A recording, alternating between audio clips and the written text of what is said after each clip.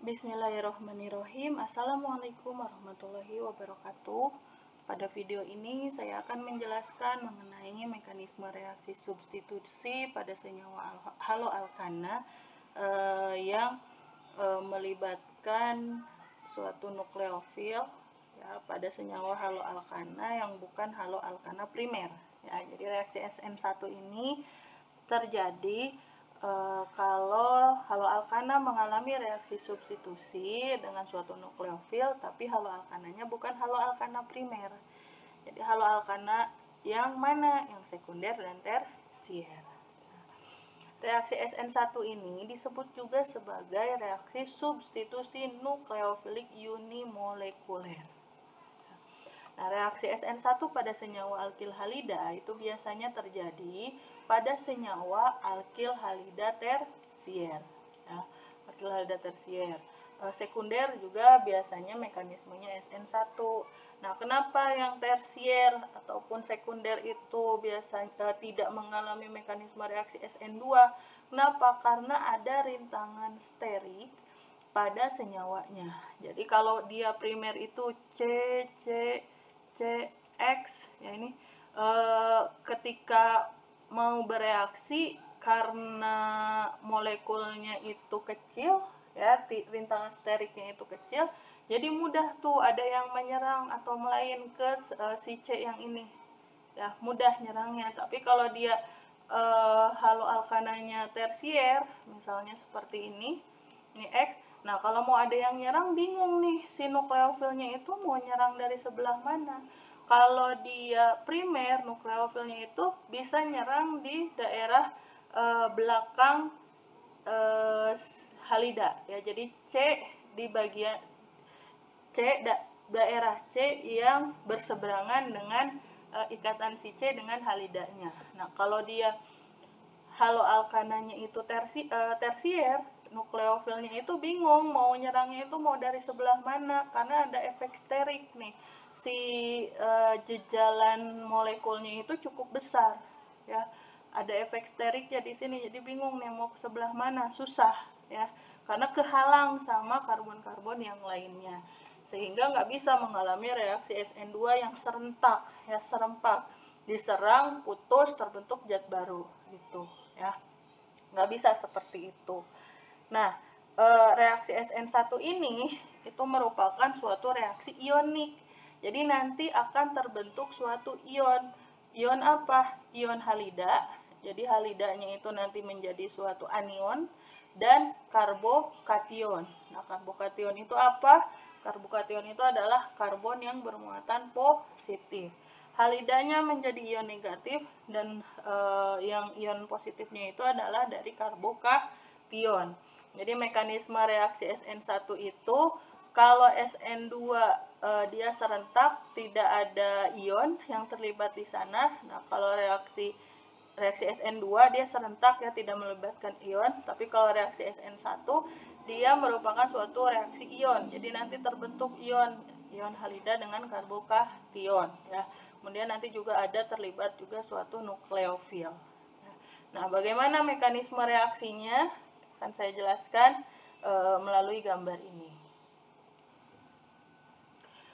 Mekanisme reaksi ini akan saya jelaskan melalui contoh molekul haloalkana tersier berupa tersier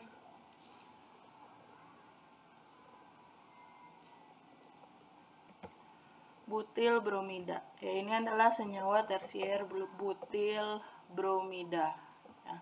Oke, kita sempat membahas ya sebelumnya tentang reaksi kimia dari senyawa haloalkana ya, tentang sifat kimia dari senyawa haloalkana. Ini adalah tersier butil bromida. Nah, tersier butil bromida ini ya, kalau sebelumnya kita telah dijelaskan bahwa senyawa haloalkana yang tersier itu dia lebih mudah putus ya. Kenapa? Karena efek induksi dari alkil-alkilnya. Alkil itu kan merupakan gugus pelepas elektron ya. Jadi ini ada efek induksi ya, dari 3 alkil ke C yang ini, sehingga C yang ini juga punya kecenderungan untuk melepaskan elektron dan diterima oleh si Br. Ya.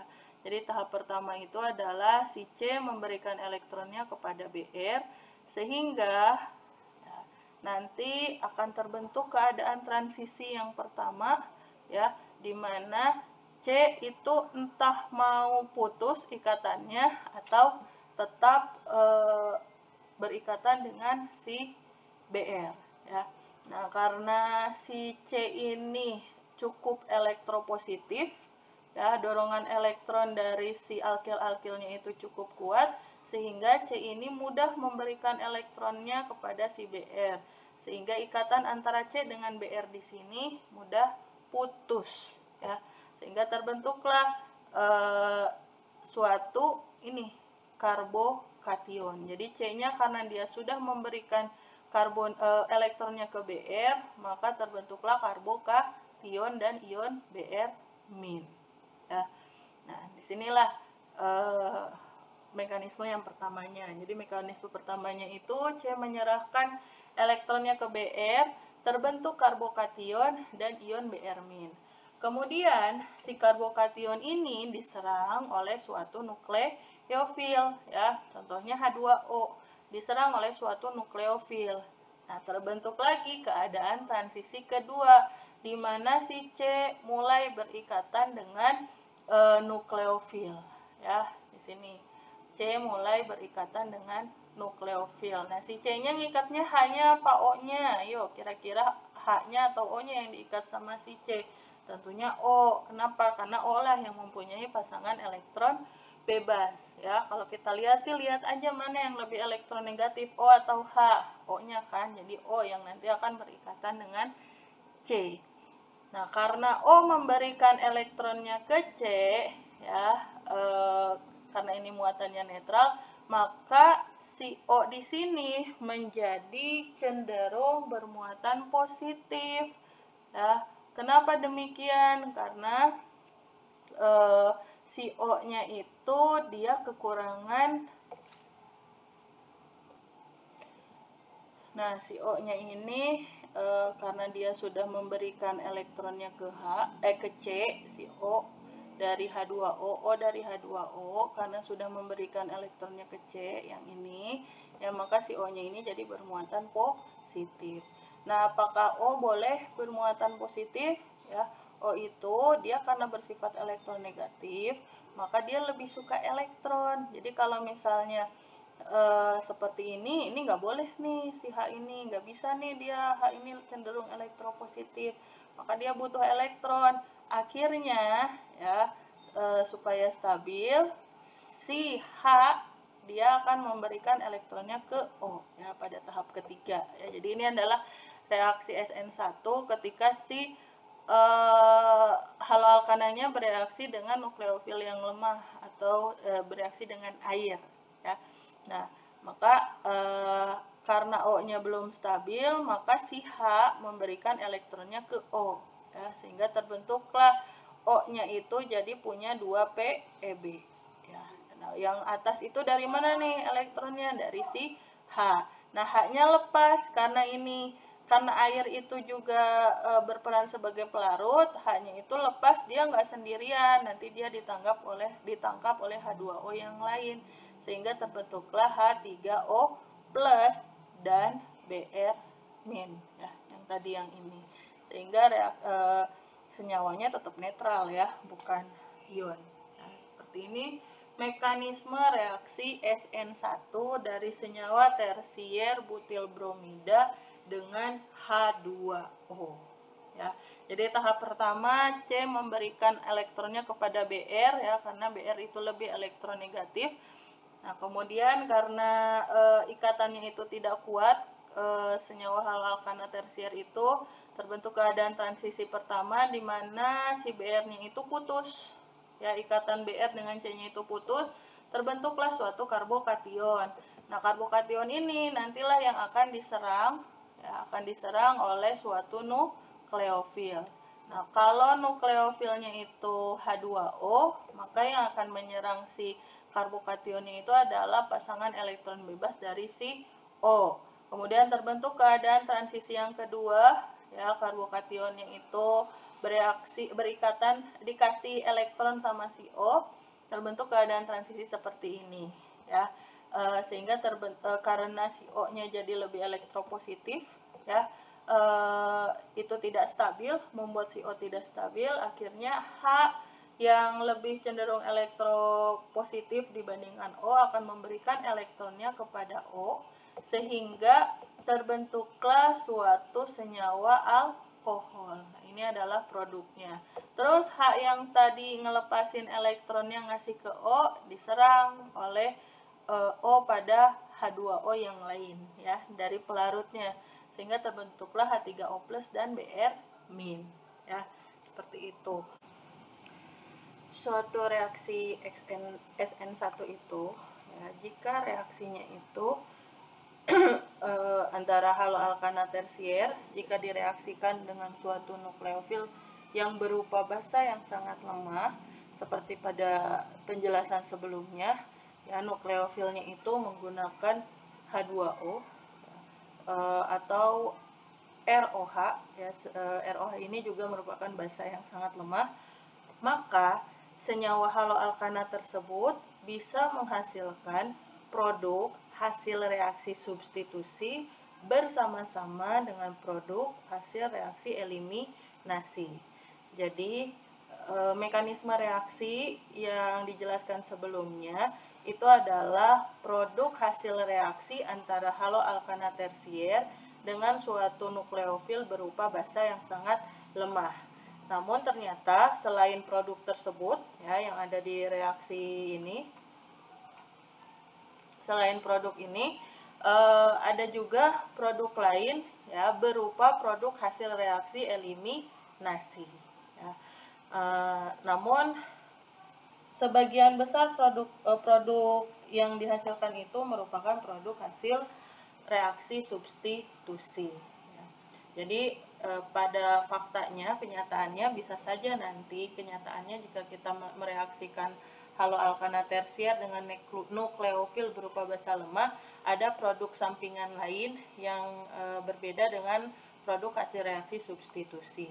Nah, karena pada reaksi SN1 ini biasanya menggunakan nukleofil yang digunakan itu adalah pelarutnya, maka tipe reaksi ini kadang-kadang disebut juga sebagai reaksi solvolisis, ya. Jadi jika pada reaksi SN1 itu nukleofil yang digunakannya itu adalah si pelarutnya, baik itu H2O atau gugus ROH seperti etanol atau alkohol, maka reaksi ini disebut juga sebagai reaksi solvolisis atau disebut sebagai reaksi penguraian oleh pelarut, ya. Kenapa disebut seperti ini? Karena si haloalkana tersiernya ini bereaksi dengan suatu pelarut, ya, berupa H2O dan yang lainnya. Nah, jika nukleofil yang digunakan itu berupa basa kuat, bagaimana? Ya, tadi kalau haloalkana tersier itu direaksikan dengan nukleofil yang berupa basa yang sangat lemah, maka nanti akan mengalami mekanisme reaksi SN1. Nah, jika nukleofil yang digunakan itu berupa basa kuat, maka hasil reaksinya itu biasanya berupa produk hasil reaksi eliminasi, ya. Nah, produk hasil reaksi eliminasi yang dihasilkan antara haloalkana tersier dengan suatu nukleofil berupa basa kuat akan kita bahas pada video selanjutnya.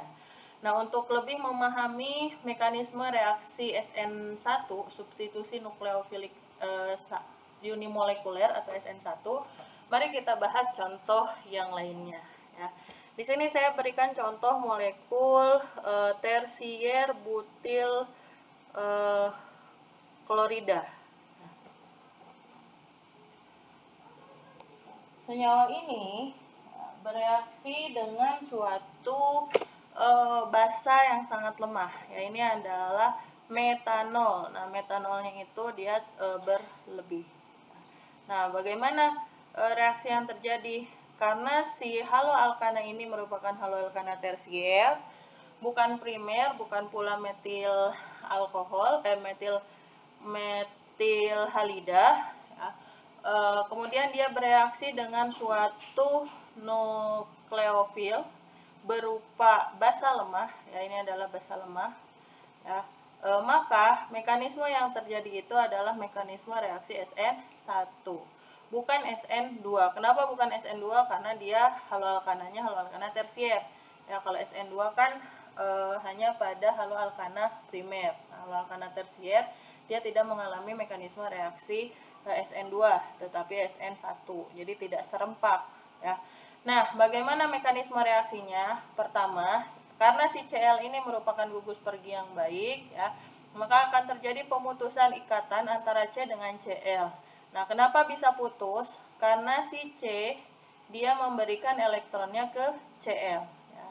Ini mekanisme yang pertama, sehingga terbentuklah suatu karbokation.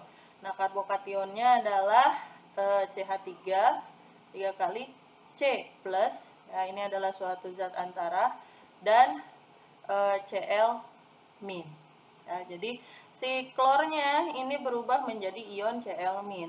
Nah, kemudian karbokation ini merupakan suatu spesies yang sangat rentan diserang oleh suatu nukleofil. Maka karbokation ini diserang oleh suatu nukleofil yang ada pada reaksi ini. Nah, apa nukleofilnya yang ada di reaksi ini? Nukleofilnya adalah ini, si metanol. Nah, gugus apa yang akan menyerang si C? Tentunya gugus yang mempunyai pasangan elektron bebas, yaitu si O. Ya, ini mekanisme yang kedua. Jadi nukleofil menyerang karbokation. Kemudian ketika si karbokation ini diserang oleh nukleofil, maka terbentuklah zat antara yang kedua, ya, di mana si karbon ini mengikat metanol.